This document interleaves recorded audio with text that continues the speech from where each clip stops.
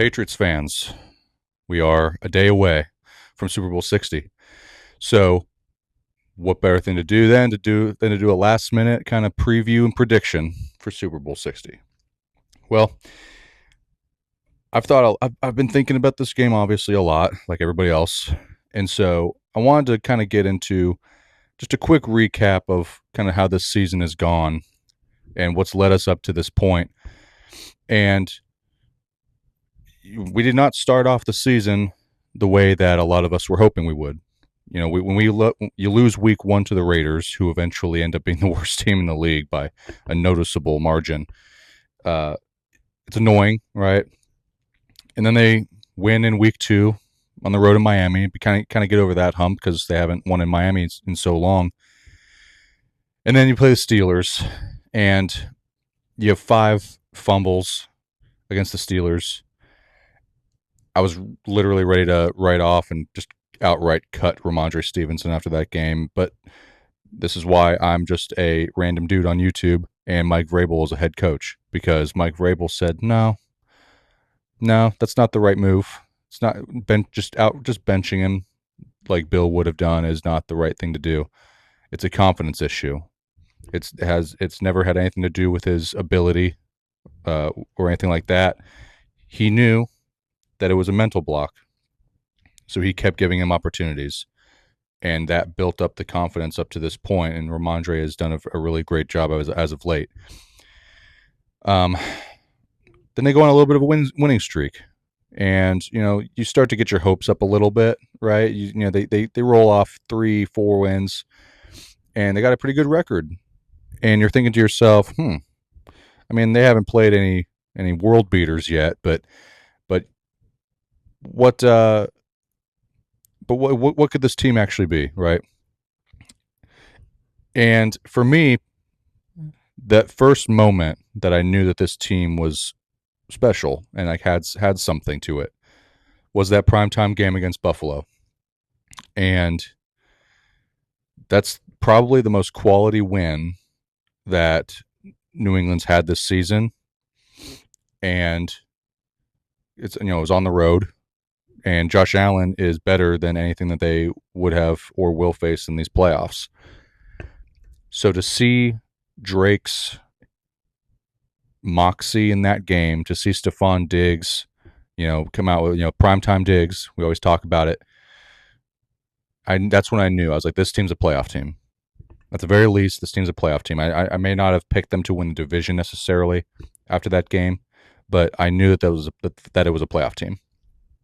And so the season just keeps going, and low key, I'm still expecting a 10-7 record or something, something good, respectable, but not elite, right?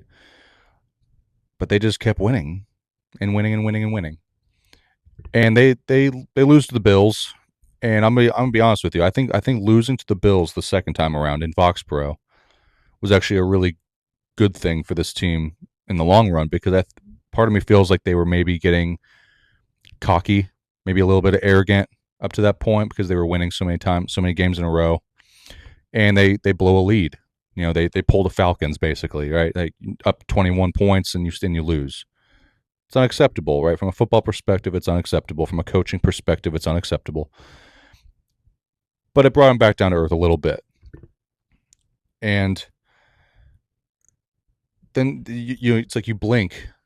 They go from losing to the Raiders, and you blink, and they're 14-3. Like 14-3, that's like a Tom Brady, Bill Belichick kind of record. And then you're like, wow, I don't even know how to react to that almost, because none of us expected it. People who say that they expected this to happen are lying. They're just being homers for clout. That's all it is. A lot of people pick them to win maybe like 10 games, right? Because of a much improved roster, a much improved coaching staff. But none of us expected them to be here. Like, can we just be honest with ourselves? And that's partly why I think to myself, it's like, well, if they win, I'm going to be jubilated, obviously.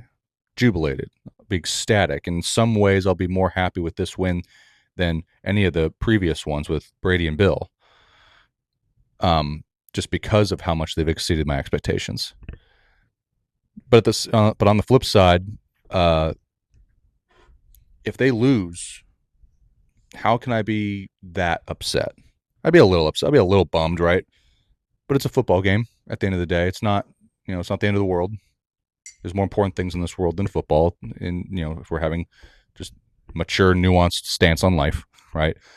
But I'm so proud of the growth of this team, the culture, the rebuilt culture, because that's the thing too. I mentioned this on another channel, that whether they win or lose, I'm going to be proud because the culture is back. The winning culture, the winning expectation is back the way that it used to be. And that's going to mean a lot more in the long run.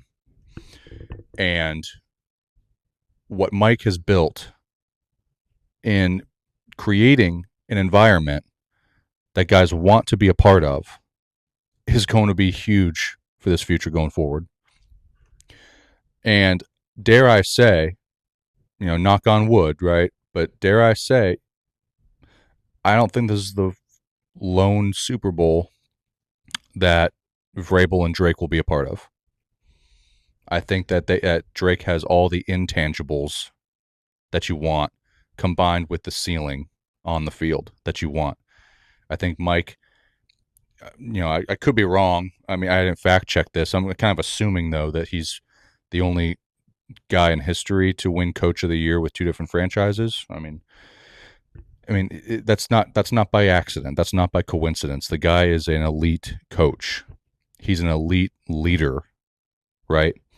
Being the head coach is more of a CEO leadership role, and he has done an exceptional job of that. And he's done an exceptional job of finding the right coaches to lead these guys, to lead their meetings, their meeting rooms, and it's paid dividends. So I'm extremely happy and satisfied with the trajectory of this team going forward. I'm not satisfied yet. Nobody should be satisfied with a loss necessarily, but I can still be proud of the team even if they lose, right? And I will be if they lose.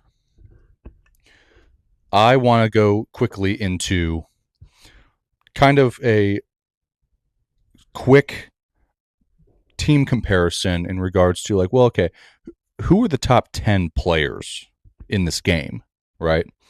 Who are the top 10 players? How many are Seahawks? How many are Patriots? So I'm going to put that on the screen real quick. This is my personal top 10. This is not from any talking head or outlet. And, as you can see, I mean, I put Smith-Njigba at 1. I'm not going to butcher his name the way Drewski did. But I have him at 1. I think it's fair. He's been the best receiver in the league all year. He's electrifying. He can play in the slot. He can play on the outside. I have, the only really questionable guy on this list, in my opinion, is maybe K'Lavon Chaisson at 10. I just think K'Lavon has had a rebirth as a player, and he's done a fantastic job as of late. He's not the team lead in sacks. That's Harold Landry, but K'Lavon really, his snaps really started going up when Harold got hurt, and he's taken advantage. He's gotten a lot of quarterback hurries. He's very athletic. He spies well. If you want to replace him with like a Devon Witherspoon, that makes total sense to me. I'm not going to argue too much, but this is mine. We got, I wanted to put Barmore on this list also.